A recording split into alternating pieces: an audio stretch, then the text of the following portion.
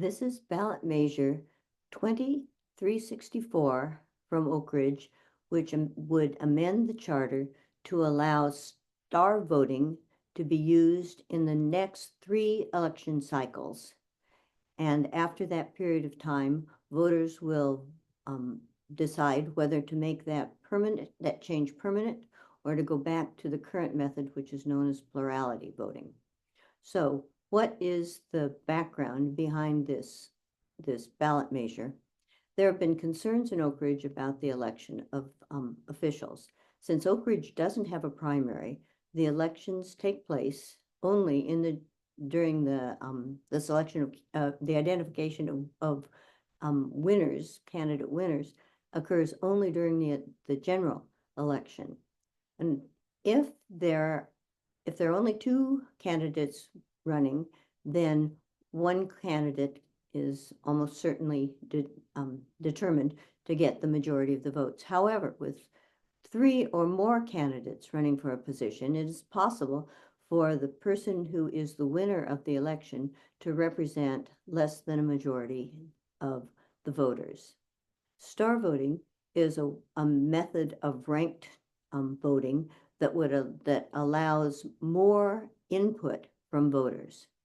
So specifically, what happens in star voting is that voters are asked to rank the candidates on a score from 0 to 5, with 5 being their most favorite.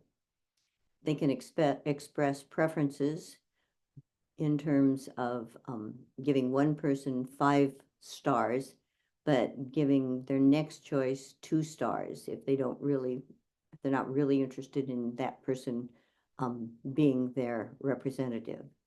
So once the ballots have been collected, then the scores are totaled, and the 2 candidates with the highest scores go on to an immediate runoff election using the same ballots.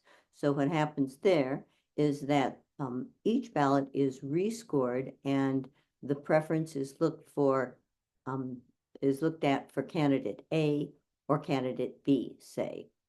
If candidate A was scored higher by a voter, then that candidate will get 1 point, and the total after this automatic recount run will give the winner of the election. The Charter Review Committee proposed this as the solution to the preferences of to ineffective representation of the preferences of the voters. They considered ranked choice voting, but they felt that star voting fit the needs of Oakridge more effectively. The cost for this is anticipated, there's anticipated to be no cost to the city. What they say is that it's a limited experiment, and it will be dependent on funding from the state or nonprofits to implement. So there will be no cost during this test period to the city of Oakridge. The supporters say that electing officials using star voting would reduce voter polarization, because a candidate needs to appeal not only to their base, but also to others in order to get perhaps not their first choice vote, but a higher ranking. Opponents say that Oakridge would be one of the first cities to adopt this new voting method. They're concerned about the possibility of lawsuits. There's also concern that the city moved too quickly to propose this recommendation without adequately informing voters or vetting other alternatives. I should mention that there were 2 meetings with the public to inform them about star voting, and if star voting is approved, there would be 3 meetings before each election to provide information to the voters so that they're comfortable with the method.